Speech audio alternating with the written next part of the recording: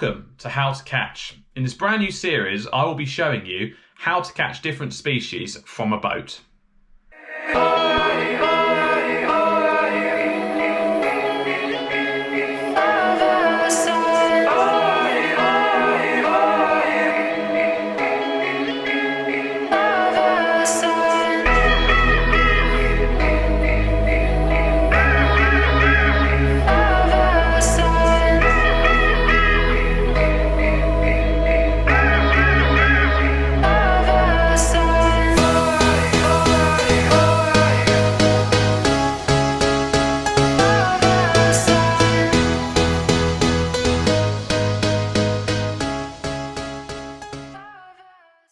In this video, we will be talking about the Spurdog.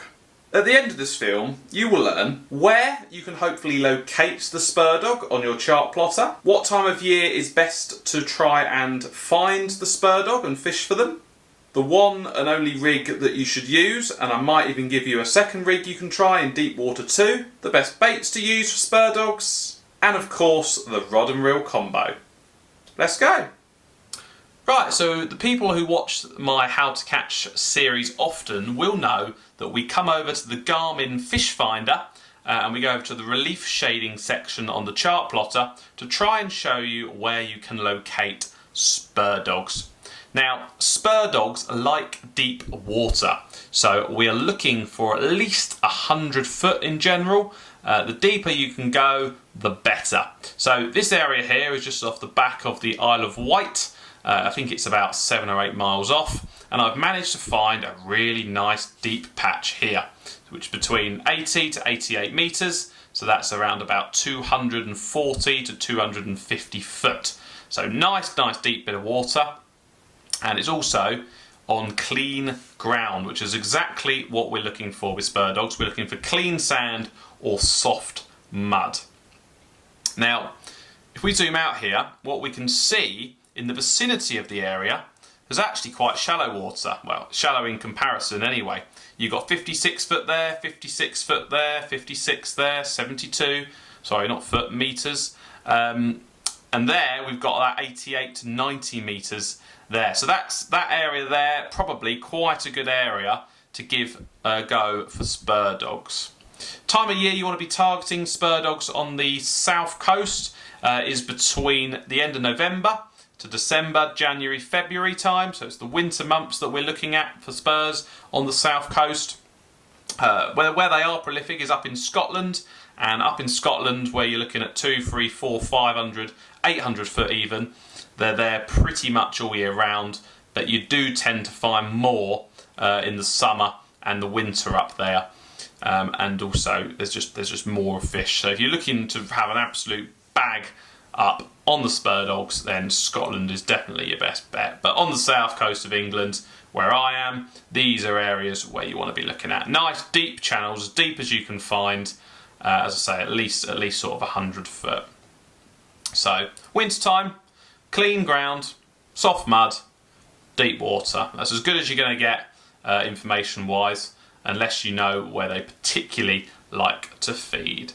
So now that we've had a look at the chart plotter, let's head back to the room and let's have a look at what rigs we can use to try and catch a spur. Right, so now that we've had a look at the chart plotter, so we know where we can try and find the Spurdogs, we know what months to target them in, let's take a look at the rigs to use for Spurdogs, and there's also going to be a few top tips in there which will hopefully help you land one if you get a bite. Now, as we know, Spurdogs are part of the shark family, so they have rather sharp teeth. Obviously not all sharks do, but these ones certainly do. So you have to have your gear scaled up accordingly. So what I recommend and what I personally use is a 200-pound monofilament. They're not particularly shy fish, they are very aggressive. They're not going to worry about a strong leader material. Now that there is nice and thick. You can see the thickness there on the camera as it's focused there. The teeth aren't going to get through that. You'll get probably 10 Spurdogs on a 200-pound trace before you want to think about changing it. So that will be your mono material. Hook wise, I've used the offset limitless meat hooks in 6.0. Real nice strong hook they are. Because of the offset, you get an increased chance of hookup. We want a nice strong swivel. This is the SS Power Swivel number size 2. Sorry, you've got a bit of the ring light there, but that's them there. You want a sliding boom setup, which we have here. Ideally with an aluminous weight. The colourful weights do tend to help you get a few more fish on the deck. And then finally, you want a few Muppets.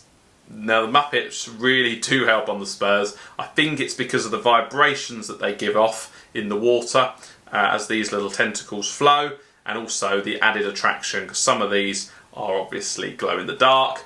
Some of them are affected with the UV lights. You put a UV light on them and they really glow.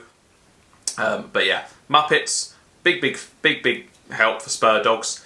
Not only do they act as an attractant, but they also add as a little bit more of a rubbing leader for when your Spurdog comes along. So we're not going to show you exactly how to tie a running ledger because it really is simple, but I will talk through it so you know how to tie one if you want to.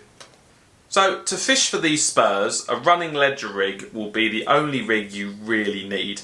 And I will show you another rig that you can use in really deep water, which has slightly less tangles shortly. But for now, the majority of people, a running ledger is going to be exactly what you require. So at one end, you want a nice big rolling swivel. You obviously want your chosen mono material, which goes through the boom. I believe this is about £100. And then on the other end, we have an SS link clip to attach your swivel, which obviously goes down to your hook trace. Now, I said earlier about having an aluminous weight. Obviously, Spurdogs are mega predators, and any bit of colour seems to help. I know a lot of people which swear by aluminous weights. Now, that there is just what I've spray painted, but you can get really nice powder coated ones. I think Shorecast do some really nice weights as well. Not sponsored by them at all, but I have just seen that they do some quite nice weights. So that's your weight setup. And then what you're going to do for your hook length is you're just going to take off about 4 foot of 200 pounds mono material. On one end, you're going to tie on a big rolling swivel. There it is. And then 3 foot down, or 4 foot down, you're going to tie on your lovely offset meat hook. Now, Spurdogs don't have big mouths, so you do not have to go very big. That is a 6.0. Definitely don't need to go bigger than that. I would even scale down to 3.0 if I thought there was going to be smaller fish in the area. But a 6.0 offset meat hook, that is super sharp. You can see that on the camera there. And then obviously a Muppet is slid on before we tie on that hook. And that Muppet obviously acts as a attractant in the water with the colour.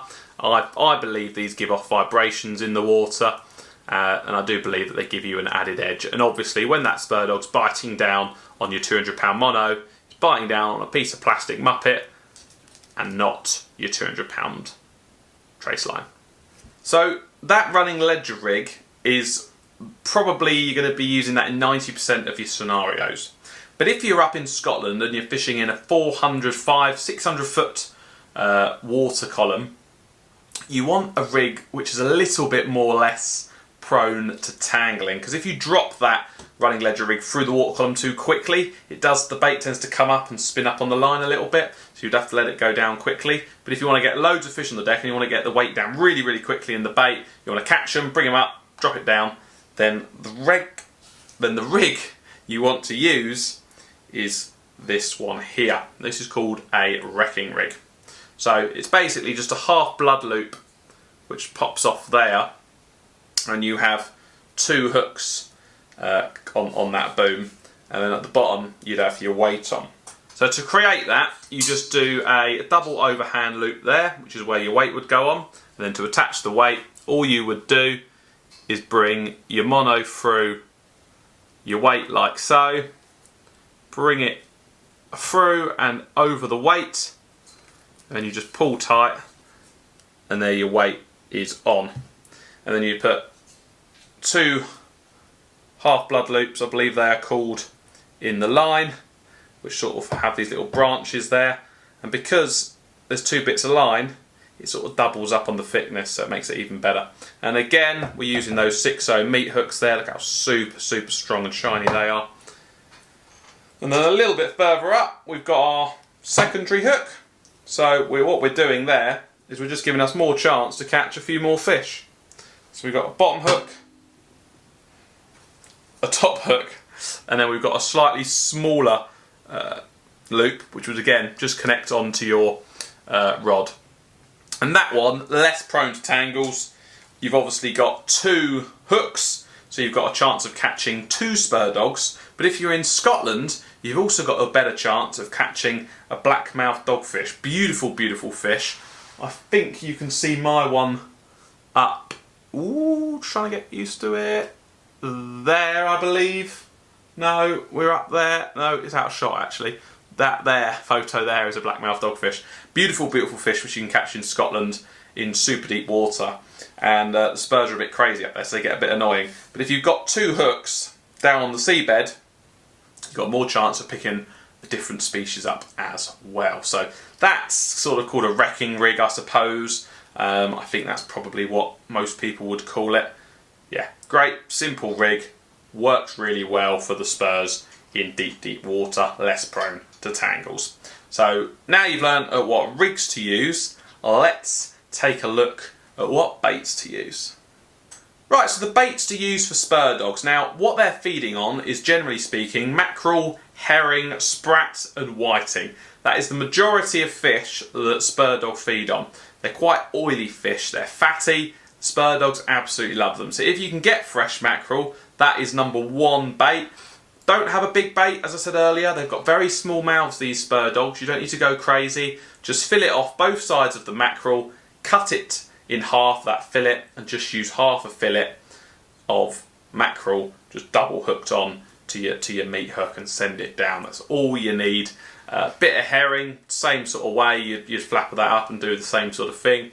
They will take squid, but they're not quite as switched on to them, I find. I've definitely had more luck on mackerel, especially fresh mackerel. So that's the bait to use if you're targeting spurs.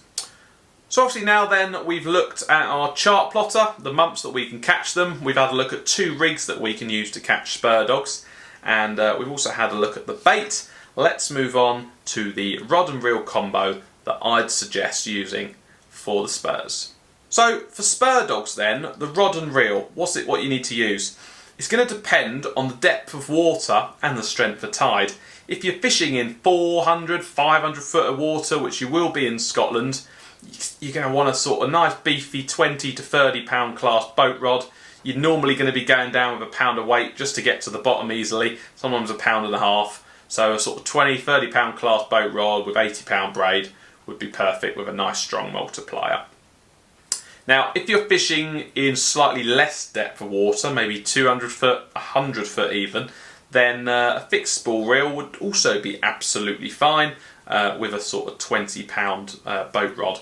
Obviously, you can also use multipliers in that situation as well. But with the deep water, just make sure you've got enough line either on your multiplier or your fixed spool reel to get to the bottom and have a little bit more in case they decide to go for a run. But generally, Spurdogs, they'll hit the bait and they'll shake their head. They're not really runners. You won't really get a tearing run. You'll just get a big knock on the rod like this, lift into it, and you know they're in. They do a lot of their fighting on the surface and trying to get them in, so just be a little bit prepared for that.